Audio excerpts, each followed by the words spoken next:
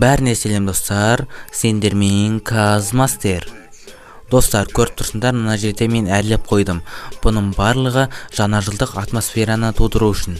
Сондықтан еңбегімді бағалап, арнаға тіркеліп, лайк басып кетулеріңді сұраймын. Бүгінгі видеода топ 5 жаңа жылдық мультфильмдер туралы айтатын боламын.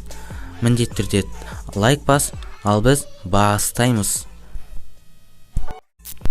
Достар, видеомызды бастайтын «Секретная служба Санта-Клауса» атты анимациялық мультфильмі.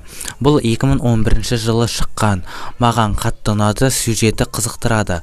Кішігірім айта кететін болсам, бұнда Санта-Клаус және оның 2 ұлы болады. Жаңа жылда барлық балаларға өз сыйлықтары жеткізіледі. Бірақ тек бір баланың ғана сыйлығы ұмытылады. Бұны көрген Артур өз атасымен сол баланың сыйлығын алып жолға шығады. Оны өте қызықты оқиғалар күтіп тұрды. Оны өздерінің арғарай жалғастырып көретін болыңдар. Достар, келесі мультигіміз ол «Холодное сердце» 1 және 2 бөлімдері. Бұл мультфильмді айтпай кету мүмкін емес, себебі бұл екеуі де жаңа жылға қатысты. Қыс айларында да түсірілген. Бірақ ойлаймын, бұл мультфильмдерді барлықтарын көрдіңдер деп. Ал егер көрмесеңдер, жалпылама айтып кетейін, бұл екеуінде де апалы-сіңлі Анна мен Эльзаның бастан кешкендері туралы болады мультфильм. Өте қызықты мультфильмдер, көріңдер, ал көп тоқтамаймыз, біз арғара кеттік. Достар, келесі мультигіміз ол «Полярный экспресс» атты анимациялық мультфильм. Бұл сонау 2004 жылы шыққан екен. Сәйкесінше бұның качествосы, сапасы төмен. Бұны мен алдында көргем, сюжетті қатты қызықтырмады. Егер де бұл мультфильмді сендерді қызықтырса, ең алдымен трейлерін көріп алыңдар.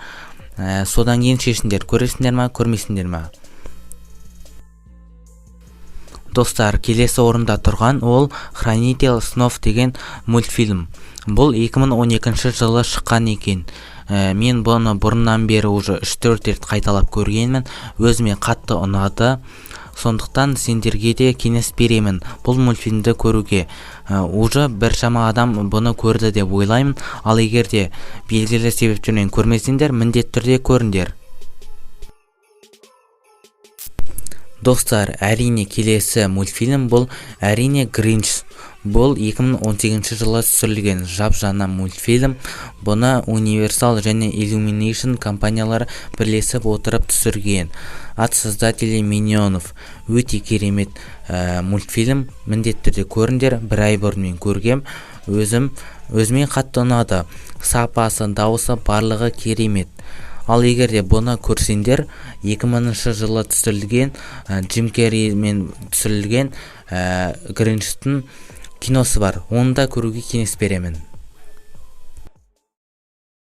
Достар, келесі көрсететінім бұл мультфильм емес. Бірақ жаңа жыл дегенде біздің есімізге не түседі? Ойлап қарайықшы. Мысалы, мандарин, оливье салаты және тағы не түседі? Дұрыс, достар, «Один дома» киносы түседі. «Один доманың» 1 және 2 бөлімдері. Бұл 2 бөлім маған қатты ұнады. 30 жыл болса да, бұның 1 бөлімі 1990 жылы түсірілген. 30 жыл болса да, өзінің құндылығын жоғалтпай, жыл сайын көрермендер жинап келеді. Бұл 2 кино осы топтамада болуға тиіс деп ойладым. Мен ойлаймын, барлық адам бұл «Один доманы» көрді деп.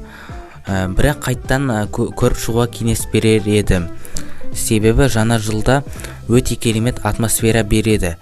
Басқа «Один дома» 3, 4, 5 оларды да кеңес беремін көруге. Бірақ ең алғашқы 2 бөлімі маған қатты ұнады. Достар, бүгін өте керемет видео шықты. Еңбегімді бағалап, лайк басып арнаға тіркеліп кетіңдер. Жаңа жылдарың құтты болсын. Мен кеңес берген мультфильмдерді көреді деп ойлаймын. Мен Казмастер, сау болыңдар.